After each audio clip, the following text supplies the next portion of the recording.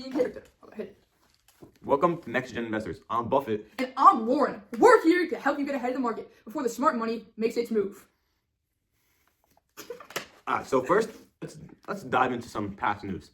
So, like, the lessons of, like, the January effect. Okay, so, we are 9 days into the year, and historically, the January effect usually sees, like, small caps rally. Oh, Buffett, what are you doing? You gotta fix this script real quick. So, like, we usually see small caps rally to, like, put new capital to work. But, like, if you look back at, like, 2022 or 2024, the first week or first month can be a total headache.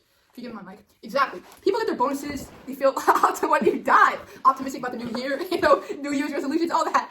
Oh, sorry. And they buy the hype. But the past has taught us that the real direction of the year isn't set until the big institutions report their Q4 numbers. That's why it's so important.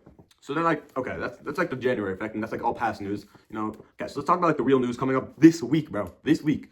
Okay, so especially just interrupt me, but I'll pass it on. Especially like inflation and stuff like that, and then like the big bank numbers like JP Morgan.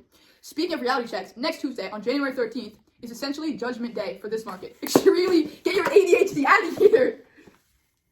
It's your turn. Oh, alright, so the big banks, we're talking about like JP Morgan, Bank of America, Goldman Sachs.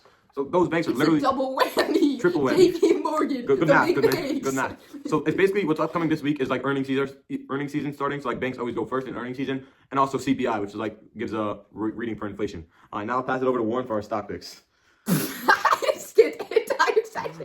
I bet. So stock pick this week, I think I'm gonna choose my buddy Lam Research Corporation. They're trading. They sell products to semiconductors, and I think that's very important. Very, very important. I'm going Lam Research. Also, it's going to be 17%. Your turn. Nice.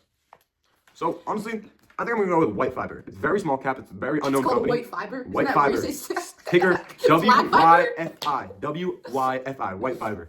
So basically what they do is they make like very condensed data centers. So everyone's talking about like huge, massive data centers that take up a ton of space. I would want something small. So white fiber, because if one of the big problems is the land with data centers. So if you could have, and you need it, let's say you need a data center in New York City, you can't buy an entire thing. So you make a very condensed, high performance data center with a ton of GPUs stacked in a very small space, and I think it has very little competition. Because then data centers aren't in New York. They're not usually, but let's say you need higher connection. If you have like faster speed between, if you work in New York City, you don't want your connection to be from Texas. You want it to be right from New York. So white fiber basically specializes in these very condensed, high performance data centers, and I think it's how great pick. No.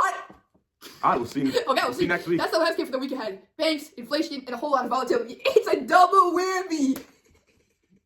Alright, that was not funny.